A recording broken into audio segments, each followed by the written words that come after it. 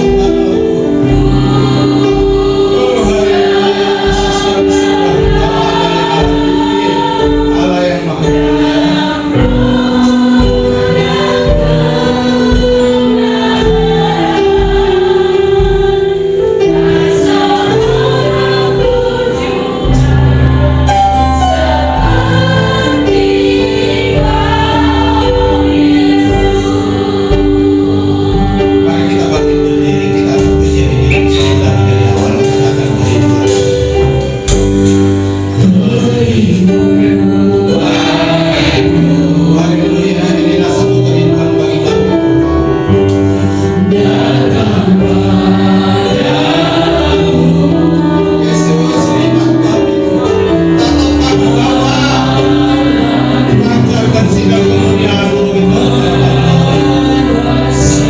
kami rindu Tuhan, kami rindu padamu Bapa. Kami ingin menyenangkan hati-Mu di pagi hari.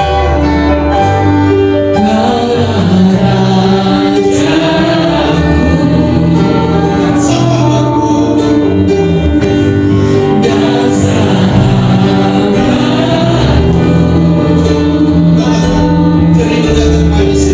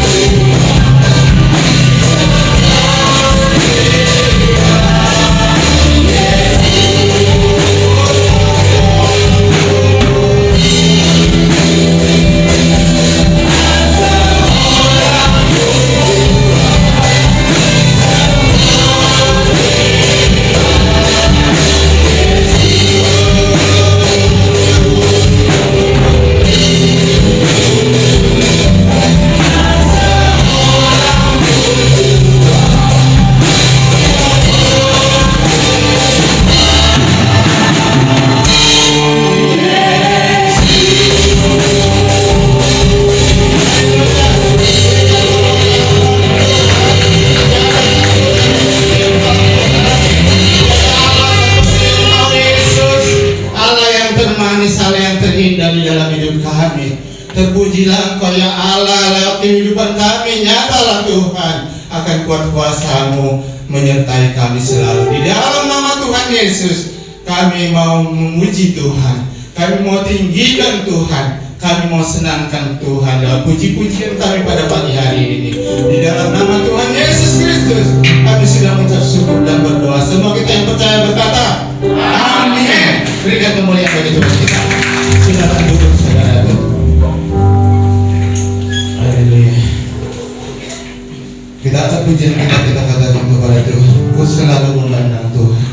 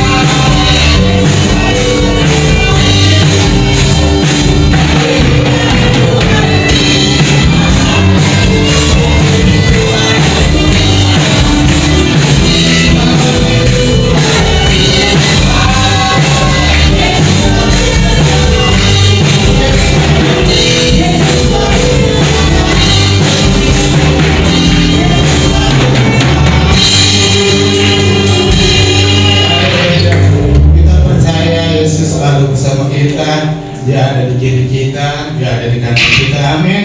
Maka Dia ada di sekeliling kita. Kita percaya dengan penyertaan yang baik.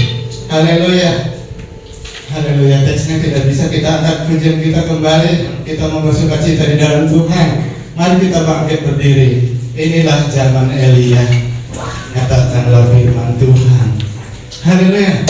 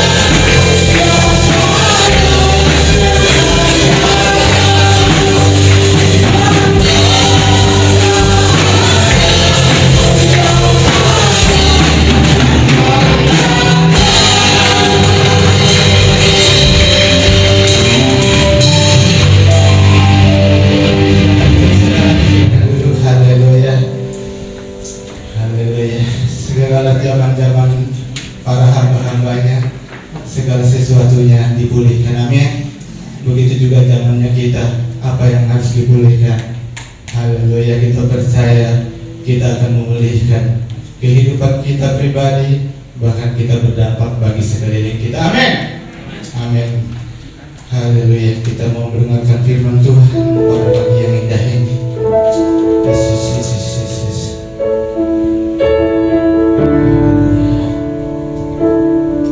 Makanan kami bukan roti saja,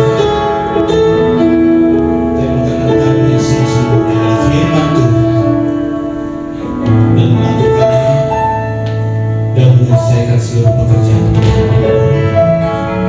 Yesus.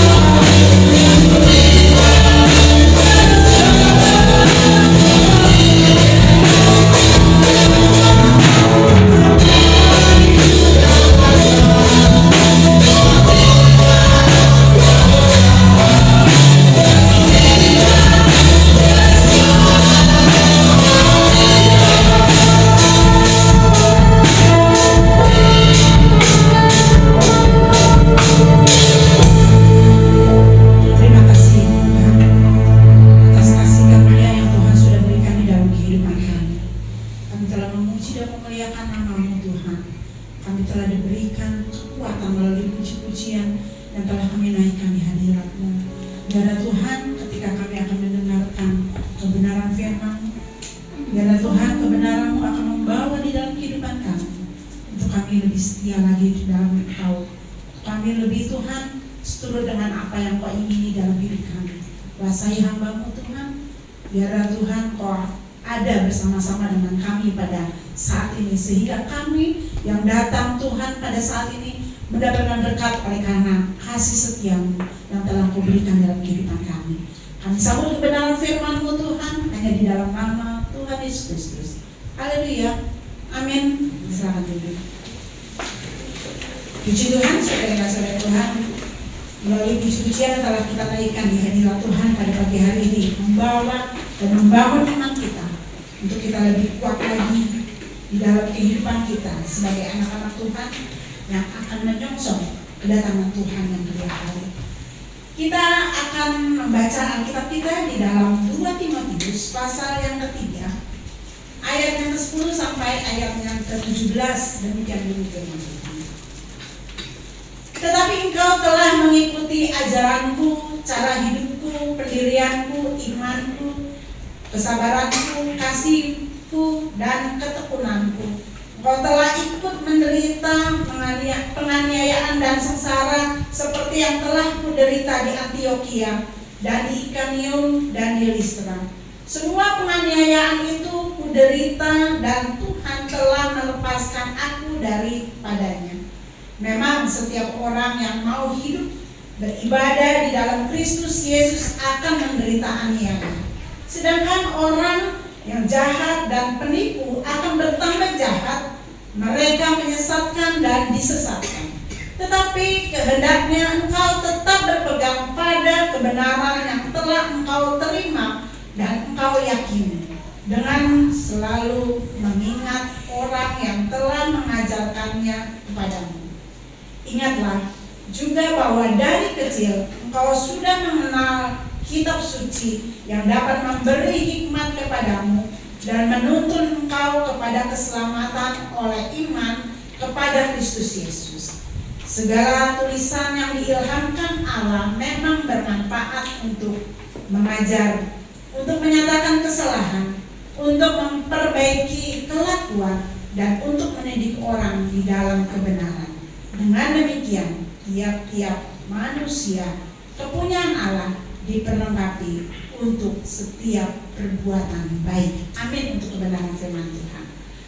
Ketika kita akan membangun satu bangunan rumah, saudara, kita pastinya akan memperhatikan yang utama adalah fondasi. Ya. Fondasi sebuah bangunan merupakan hal yang sangat penting di dalam kita mau membangun rumah tersebut.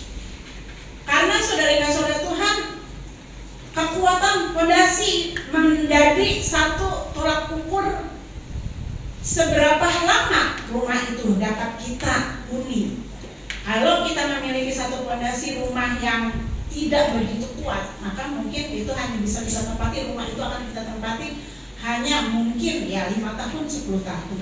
Selebihnya itu harus direnovasi. Tentunya kalau kita menghabiskan uang untuk membangun satu bangunan rumah yang cukup banyak, kita akan memikirkan rumah itu tidak hanya 5 tahun, 10 tahun, bahkan kalau bisa mungkin ya 50 tahun rumah itu tetap berdiri kokoh. Saat kita tahu bahwa ketahanan fondasi itu kuat atau tidaknya, itu bisa mungkin teruji ketika adanya gempa atau adanya mungkin banjir.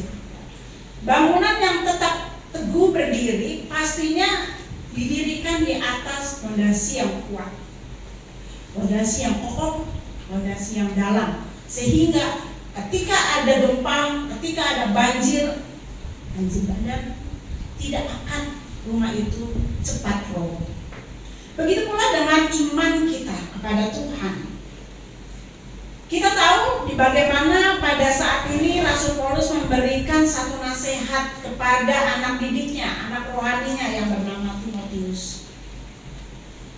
Di bagaimana keadaan Dan pada saat itu Timotius diberikan satu kesempatan untuk dia dapat menjadi hamba Tuhan yang dapat membangun jemaat yang dia layani. Dan pada saat itu saudara-saudara Tuhan, Rasul-Rasul memberikan sesuatu ajaran yang sangat penting di dalam kehidupan Timotius. Karena apa?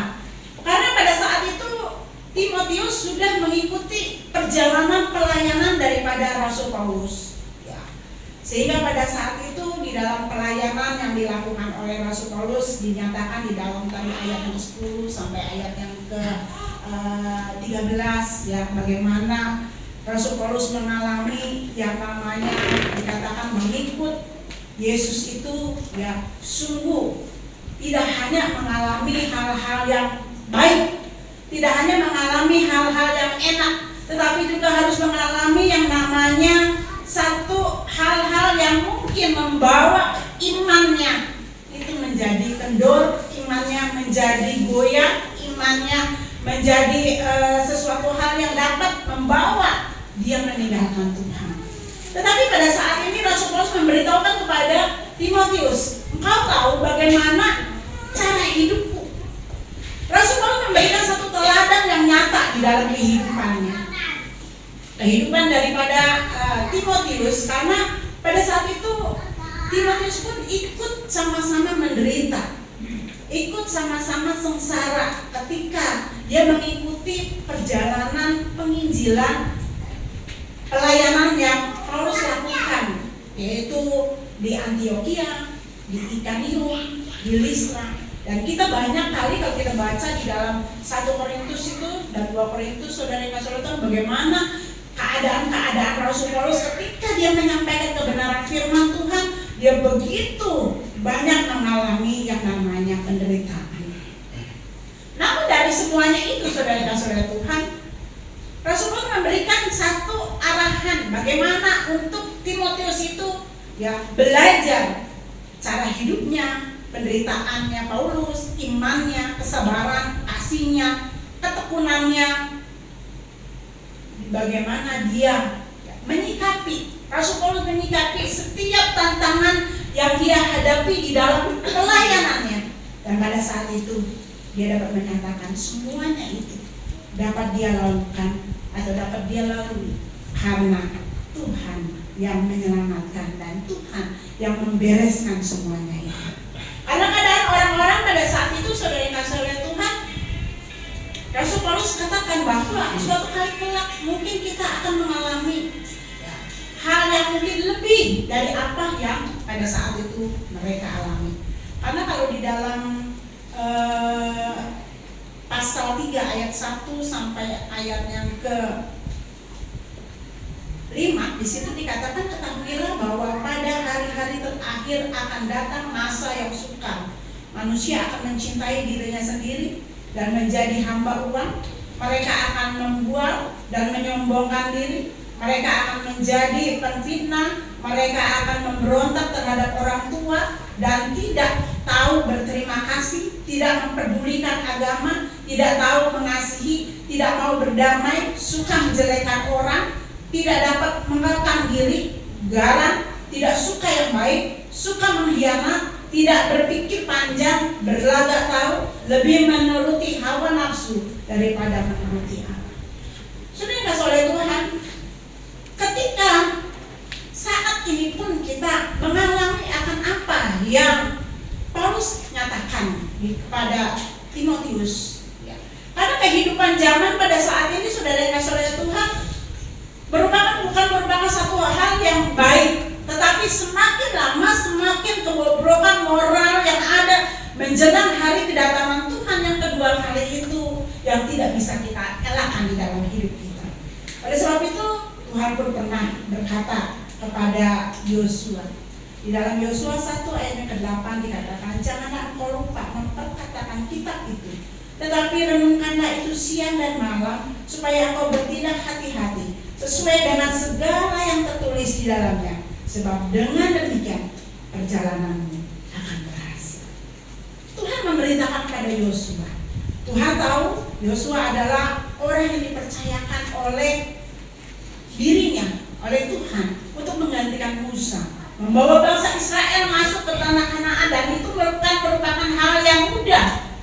Karena pada saat itu Yosua sudah tahu bagaimana latar belakang orang-orang Israel yang tegar tengkuk, bagaimana latar belakang orang-orang Israel yang keras kepala, yang tidak pernah atau kurang menghargai pemimpinnya, yang kurang menghargai akan orang yang dipilih oleh Tuhan di dalam kehidupannya.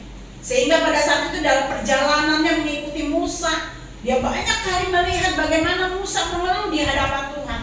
Terlalu banyak sungut-sungut, bantah-bantah yang dilakukan oleh orang Israel pada saat itu, yang membuat pada saat itu Musa emosi, sehingga Tuhan memerintahkan ketika mereka kekurangan air, Tuhan hanya bilang memerintahkan untuk dia berkata kepada bukit itu. Tetapi karena begitu emosinya orang-orang Israel pada saat itu, membuat Musa emosi, dan pada saat itu dia pukul dengan tongkatnya. Hal itu menjadi satu hal yang tidak diperkenan oleh Tuhan. Sampai Musa rela, karena orang-orang Israel pada saat itu, saudara-saudara, dia tidak sampai masuk ke tanah Kanaan. Dan pada saat itu Yosua tahu persis bagaimana keadaan orang-orang Israel pada saat itu, yang membuat Musa itu tidak sampai masuk atau menikmati ke tanah Kanaan. Hal itulah yang jadi satu pedoman di dalam kehidupan Yosua. Dia begitu takut, dia begitu gentar, tetapi Tuhan katakan, janganlah engkau lupa. Untuk kamu tidak gentar, untuk kamu tidak kecut, untuk kamu tidak khawatir, memperkatakan firman itu di dalam kehidupan, di dalam kehidupannya. Firman Allah tidak hanya kita baca, tetapi firman Tuhan itu harus kita renungkan, bahkan harus kita terapkan di dalam kehidupan kita sehari-hari. Orang yang melakukan firman Allah akan memiliki satu hikmat untuk kita hidup benar di hadapan Tuhan. Kalau kita mungkin melihat ada orang yang berkata bahwa aku mengenal Tuhan, aku mengenal firman Tuhan. Firman Tuhan itu dijadikan satu rema di dalam kehidupanku. Tetapi di dalam perkataannya, di dalam perbuatannya, di dalam tingkah lakunya itu tidak sesuai dengan apa yang Tuhan ingini, maka mungkin kita akan mengatakan nol besar. Kenapa? Karena kita tidak dapat menikmati atau kita tidak dapat melihat bagaimana firman Tuhan itu beracara di dalam kehidupannya. Firman Tuhan itu mengubah di dalam hidupnya. Firman Tuhan itu yang memberikan menjadi satu rema bagian di dalam kehidupannya.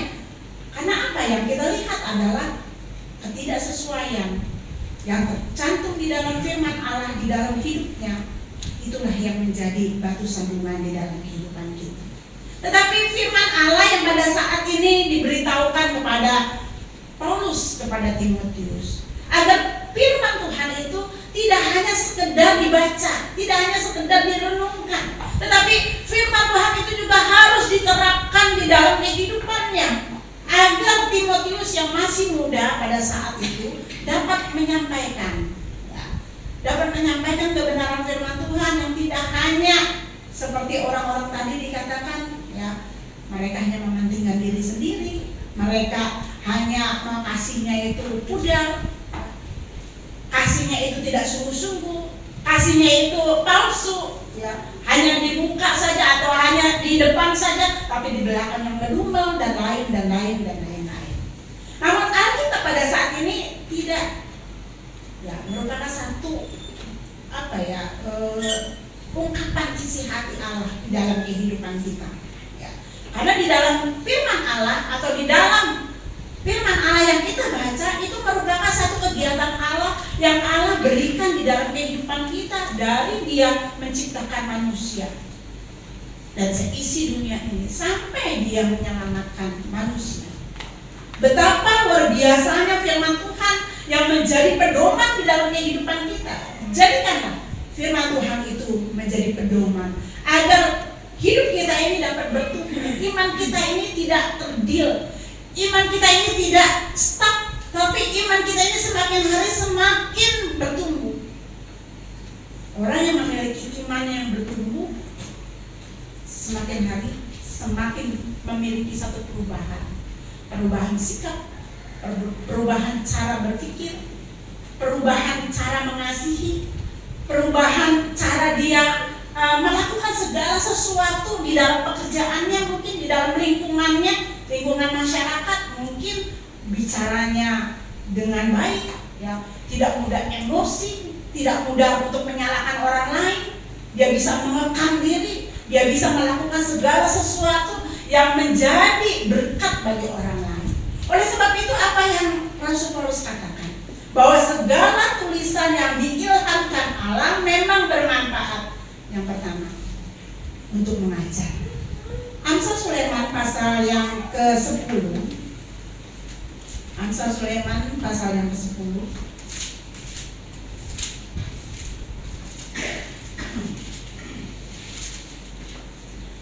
Ayat yang ke-17, demikian bunyi firman Tuhan.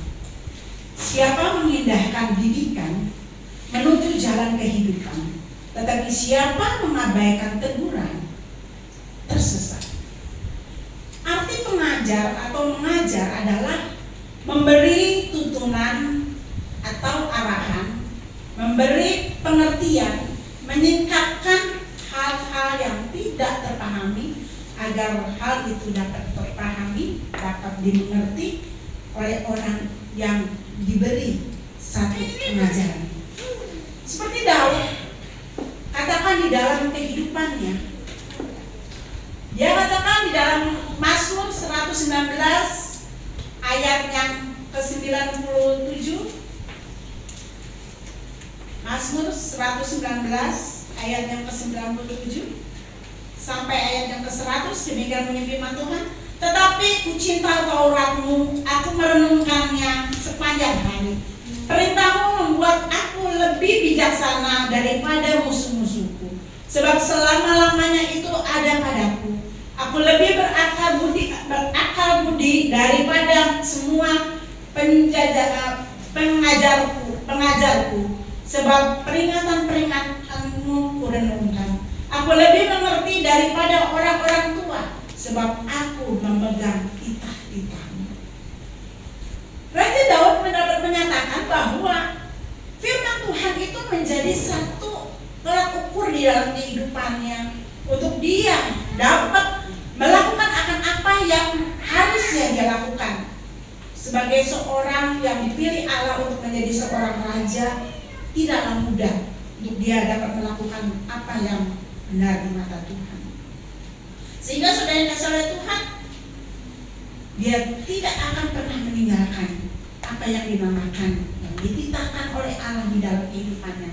Dalam Mazmur pasal yang pertama ayat 1 sampai yang ketiga dikatakan, berbahagialah orang yang merenungkan Taurat itu siang dan malam.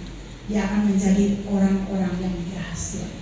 Berhasil di sini saudara yang kasih itu bukan hanya sekedar materi yang dia dapat, tapi keberhasilan di dalam kehidupannya adalah bagaimana hidupnya itu menjadi orang-orang yang kuat, menjadi orang-orang yang dapat menyatakan akan apa yang Tuhan ingini di dalam kehidupannya. Jangan pernah menghindar dari Tuhan ketika kita diajar oleh Tuhan. Anakku yang dipasangkan di dalam kehidupan kita itu enak. Yang saudara dapat baca di dalam Matius pasal yang ke-11 ayat yang 29 sampai 30. Yang kedua, menyatakan kesalahan. Amsal 25 ayat yang ke-12. Amsal 25 ayat yang ke-12. Demikian bunyi firman Tuhan. Teguran orang yang bijak adalah seperti cincin emas dan hiasan kencana untuk telinga yang mendengar. Tidak ada manusia yang sempurna, artinya kita pernah melakukan yang namanya kesalahan, baik itu yang disengaja maupun yang tidak. Oleh sebab itu kita memerlukan firman untuk dapat menyatakan kesalahan kita, agar menjadi satu pribadi yang lebih baik lagi di hadapan Tuhan maupun di hadapan manusia.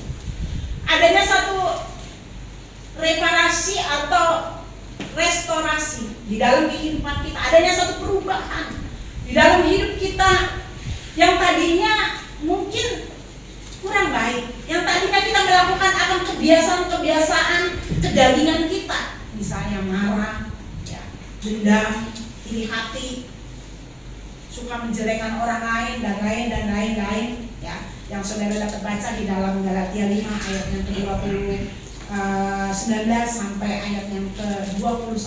Ya. Bagaimana keinginan-keinginan daging ini yang sering kali meroblong di dalam kehidupan kita, anak-anak Tuhan di akhir zaman ini.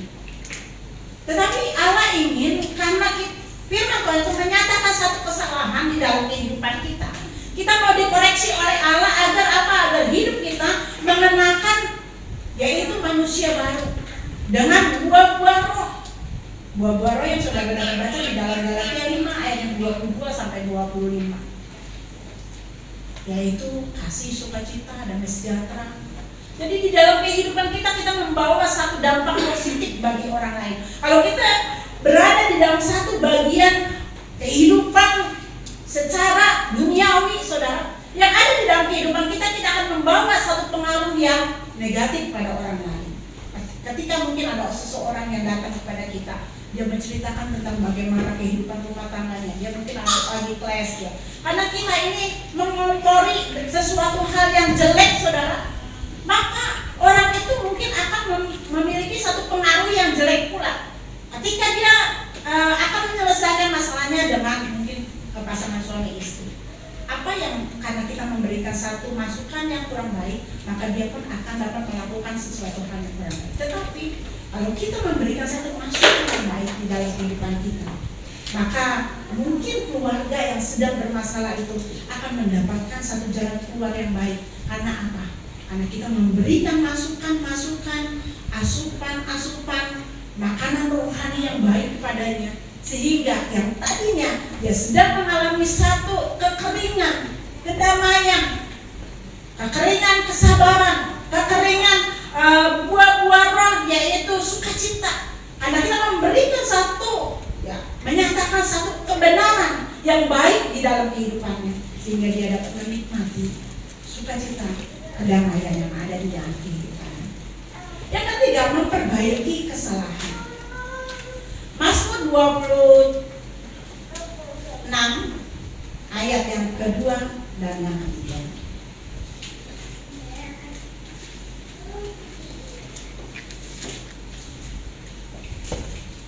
Demikian bunyi firman Tuhan. Ujilah aku ya Tuhan, dan cobalah aku. Selidiki batinku dan hatiku, sebab mataku tertuju pada kasih setiamu, dan aku hidup di dalam kebenaran. Kita tahu atau kita ingat bagaimana tulisan ini disampaikan oleh Daud. Kita juga ingat bagaimana peristiwa yang Daud jatuh di dalam dosa karena telah mengambil istri daripada panglimanya Uria. Secara manusia tidak ada satu orang pun yang tahu bagaimana dan apa yang dilakukan oleh Daud. Tetapi Tuhan tahu, karena Tuhan adalah Maha Tahu. Tuhan tahu karena Tuhan melihat sebelum dia melakukan segala sesuatu, bertindak segala sesuatu, Tuhan tahu niat daripada Daud pada saat itu, sehingga dia jatuh di dalam dosa. Dan pada saat itu Tuhan menegur Daud melalui Nabi Nathan. Karena Daud itu suka akan kebenaran firman Allah. Daud suka, dan dia menjadikan firman Allah itu menjadi suluh di dalam kehidupannya. Firman Allah itu dijadikan pelita di dalam kehidupannya. Kalau kita baca di dalam Mazmur 119 ayat 105, firman-Mu itu adalah pelita bagi kakiku dan terang bagi jalan. Daud tidak menjadi marah, melainkan teguran itu menjadikan titik balik Daud untuk berubah. Merupakan teguran itu menjadi satu titik baik untuk dia memperbarui kelakuannya yang tidak berkenan di hadapan Allah. Beda dengan Saul. Saul pun pernah melakukan sesuatu hal yang tidak diperkenan oleh Allah. Ketika orang Israel menghadapi orang Filistin, dan pada saat itu Nabi Samuel lambat untuk datang, dan dia harus mempersembahkan korban kepada Allah. Dan pada saat itu karena begitu emosinya, dia mengambil alih apa yang menjadi tugas Samuel, diambil alih oleh Saul karena dia beranggapan dia akan pemimpin bangsa Israel. Bisa saja dong aku melakukan hal itu karena dia adalah sebagai pemimpin. Tapi di pemandangan Allah itu salah, karena itu bukan tugasnya raja, itu tugasnya adalah nabi atau imam pada saat itu. Dan pada saat itu Allah menolak Saul. Ketika Allah menolak Saul, Saul tidak berkenan. Saul marah, Saul dendam kepada Daud, dan Saul pada saat itu tidak menyukai akan teguran-teguran yang dilakukan oleh Allah untuk diperbarui oleh kebenaran Allah di dalam kehidupannya, yang membuat pada saat itu Allah menolak Saul. Saudara kasih oleh Tuhan, yang keempat, mendidik orang di dalam kebenaran. Amsal Sulaiman pasal yang ke-12 ayat yang pertama.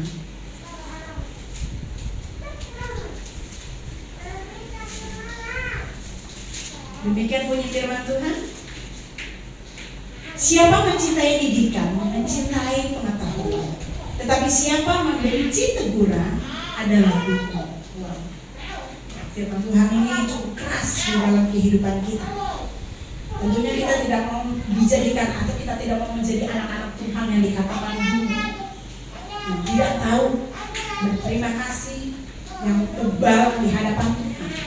Tetapi kita mau menjadi orang-orang yang mencintai didikan Allah di dalam kehidupan kita, mendidik orang di dalam kebenaran. Siapa yang mencintai teguran, dikatakan dia akan mendapatkan pengetahuan yang luar biasa. Untuk kita dididik di dalam satu kebenaran membutuhkan suatu proses yang panjang dalam kehidupan kita, dan kita harus berupaya untuk tetap bertahan atau bertahap di dalam kehidupan kita untuk kita melakukan didikan yang Tuhan. Seorang pendidik dia akan bangga ketika suatu ketika peserta didiknya itu mendapatkan satu kehidupan yang sukses. Di sini banyak guru-guru. Tentunya bagi bapak dan ibu guru, ketika anaknya itu atau anak peserta didiknya itu berhasil, maka dia akan mendapatkan satu kebanggaan yang luar biasa. Tapi ketika peserta didiknya itu tidak berhasil, yang ada di dalam hatinya adalah kesedihan. Karena apa?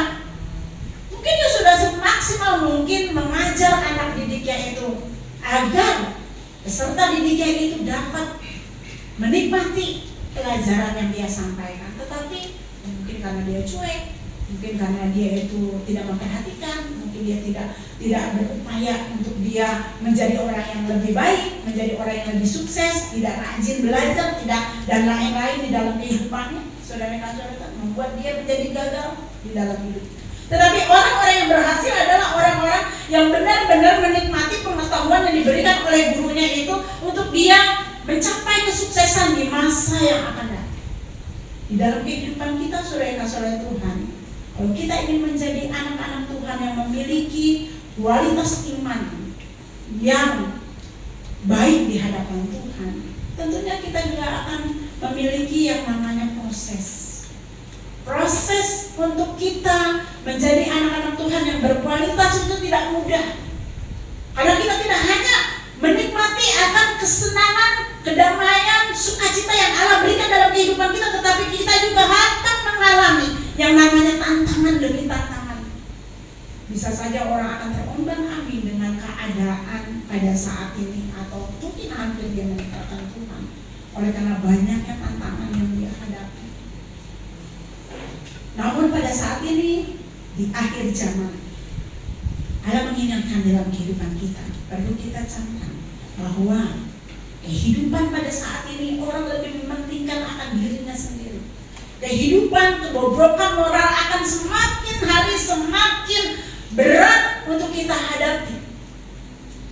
Namun bagaimana di dalam kehidupan kita? Adakah kita menjadi menjadikan firman ini yang diilhamkan oleh Allah menjadi satu tolak ukur dalam kehidupan kita untuk kita mengajar itu, untuk menyatakan kesalahan kita, untuk kita memperbaiki kelakuan kita, untuk kita dididik menjadi orang-orang yang benar di hadapan Tuhan. Ataukah kita hanya sekedar membaca, ya sudahlah yang penting saya membaca firman Tuhan, saya mendengarkan renungan firman Tuhan tiap pagi yang disampaikan oleh para hamba Tuhan, saya datang ke gereja, tapi tidak ada dampak sesuatu di dalam kehidupan kita. Jangan kita pernah bangga, saudara dikasih oleh Tuhan. Karena Tuhan katakan kalau kita hanya hidup di dalam kehidupan kedagingan kita, suatu kali kelak kita tidak akan dapat mencapai apa yang dinamakan kerajaan Allah di dalam kehidupan kita, yaitu hidup yang kekal.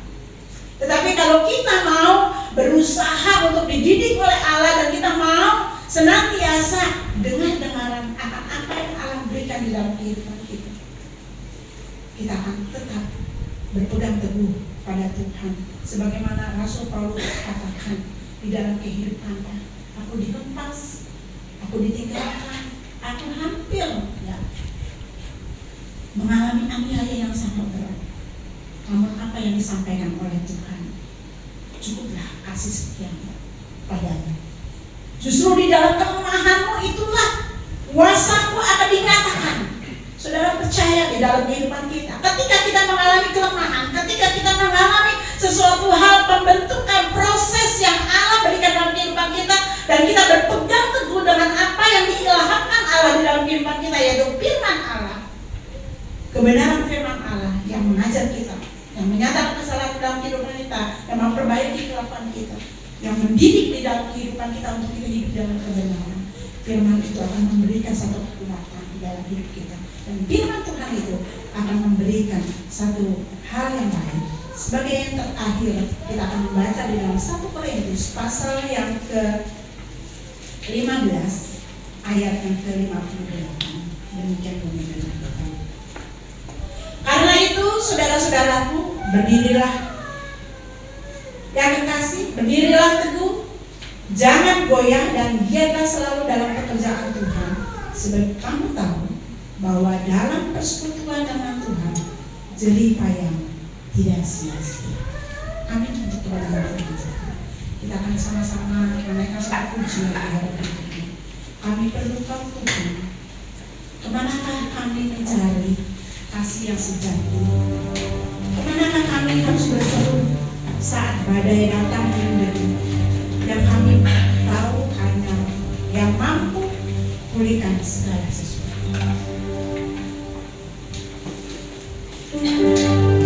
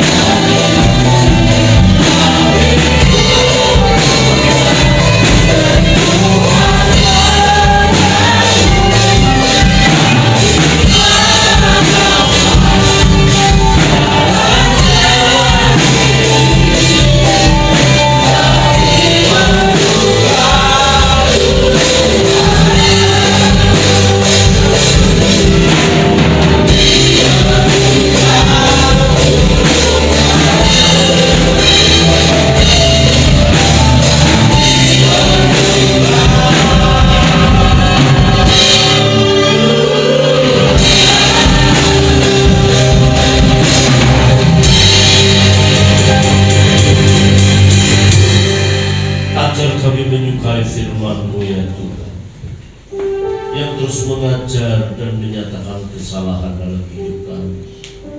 Firman-Mu yang membuat kami memahami dan mengerti firman kehendak Allah. Semakin kami bertumbuh bertambah baik kuantitas maupun kualitas rohani kami. Kami mempercayakan Bapa bila kebenaran firman-Mu melekat termenterai dalam hidup kami, yang bukan sebatas menjadi konsumsi pikiran kami, tetapi menjadi pola hidup kami, bahwa kami semakin terbentuk karena firman.